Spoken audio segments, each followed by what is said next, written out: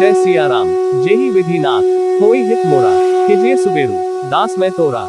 जेहि विधि प्रभु प्रसन्न मन होई, करुणा सागर कीजिए सोई। आप सभी का हमारे चैनल स्पिरिचुअल सर्वर्स में हार्दिक स्वागत है। आपका दिन शुभ हो। चैनल को लाइक फॉलो सब्सक्राइब करना ना भूले। सीताराम सीताराम। श्री रामायण कथा युद्धकांड भाग 12। रावण कुंभकर्ण संवाद। अग्निपुत्र नील के हाथों प्रहस्त के वध का समाचार सुनते ही रावण क्रोध से तमतमा उठा, किंतु थोड़ी ही देर में उसका चित्त उसके लिए शोक से व्याकुल हो गया। उसके मन में भय उत्पन्न होने लगा। वह मंत्रियों से बोला, शत्रुओं को नगण्य समझकर मैं उनकी अवहेलना करता रहा, इसी का परिणाम है प्रहस्त भी मारा गया। अब मैं समझता हूं कि मुझे परमवीर कुंभकर्ण को जगाकर रणभूमि में भेजना होगा। केवल वही ऐसा पराक्रमी है जो देखते देखते शत्रु की संपूर्ण सेना का संहार कर सकता है। रावण की आज्ञा पाकर उसके मंत्री ब्रह्मा के शाप के कारण सोए हुए कुंभकर्ण के पास जाकर उसे जगाने लगे। जब वह चीखने चिल्लाने और झकझोरने से भी न उठा तो वे लाठियों और मूसलों से मार मार उसे उठाने लगे। साथ ही ढोल नगाड़े तथा तुरहियों को बजाकर भारी शोर करने लगे, किंतु उसकी नींद न खुली। अंत में तोपों को दागकर उसकी नाक में डोरी डालकर बड़ी कठिनाई से उसे जगाया गया। जब उसकी नींद टूटी तो मांस मदिरा का असाधारण कलेवा करके वह बोला, तुम लोगों ने मुझे कच्ची नींद से क्यों जगा दिया? सब कुशल तो है? कुंभकर्ण का प्रश्न सुनकर मंत्री युपाक्ष ने हाथ जोड़कर निवेदन किया, हे राक्षस शिरोमणि, लंका पर वानरों ने आक्रमण कर दिया है। अब तक हमारे बहुत से पराक्रमी वीरों तथा असंख्य राक्षस सैनिकों का संहार हो चुका है। मारे जाने वालों में खरदूषण प्रहस्त आदि महारथी सम्मिलित हैं। लंका भी जला दी गई है।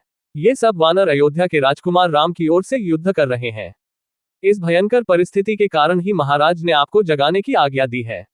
अब आप जाकर उन्हें धैर्य बंधाएं। ये समाचार सुनकर कुंभकर्ण स्नानादि से निवृत्त होकर राजसभा में रावण के पास पहुंचा। उसके चरण स्पर्श करके बोले, महाराज, आपने मुझे किस लिए स्मरण किया है? कुंभकर्ण को देखकर रावण प्रसन्न हुआ। वह बोला, महाबली वीर, दीर्घ काल तक सोते रहने के कारण तुम्हें यहाँ के विषय में कोई जानकारी नहीं है। अयोध्या के राजकुमार राम और लक्ष्मण वानरों की सेना को लेकर लंका का विनाश कर रहे हैं। उन्होंने समुद्र पर पुल बांधकर उसे पार कर लिया है। इस समय लंका के चारों ओर वानर ही वानर दिखाई देते हैं। प्रहस्त खर दूषण आदि असंख्य वीर राक्षस सेना के साथ मारे जा चुके हैं। लंका में भय से त्राही त्राही मच रही है। तुम पर मुझे पूर्ण विश्वास है। तुमने देवासुर संग्राम में देवताओं को खदेड़कर जो अद्भुत वीरता दिखाई थी, वह मुझे आज भी स्मरण है। इसलिए तुम वानर सेना सहित दोनों भाइयों का संहार करके लंका को बचाओ। इसके अतिरिक्त रावण ने विभीषण के निष्कासन आदि की बातें भी उससे विस्तार पूर्वक बताईं। ये सुनकर कुंभकर्ण ने पहले तो रावण को नीति संबंधी बहुत सी बातें कहते हुए रावण को उपालंब दिया। फिर वह बोले, भैया, आप भाभी मंदोदरी और भैया विभीषण द्वारा दी हुई सम्मति के अनुसार कार्य करते तो आज लंका की ये दुर्दशा न होती। आपने मूर्ख मंत्रियों के कहने में आकर स्वयं दुर्दिन को आमंत्रण दिया है।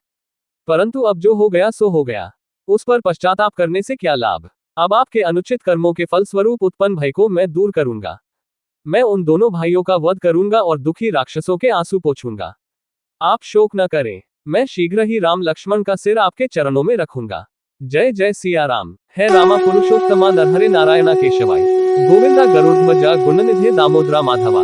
हे कृष्ण कमलाप्ते यदुक्ते सीताप्ते श्रीप्ते वैकुंठादित्य चराचर पते लक्ष्मीप्ते पाहिमाम। सियावर रामचंद्र की जय। उमापति महादेव की जय। आगे की कथा भाग 13 कल आपको पुनः मिलेगी। आप सभी का दिन शुभ हो। हमारे चैनल पर बने रहने के लिए लाइक फॉलो और सब्सक्राइब करना ना भूलें। जय जय सिया राम।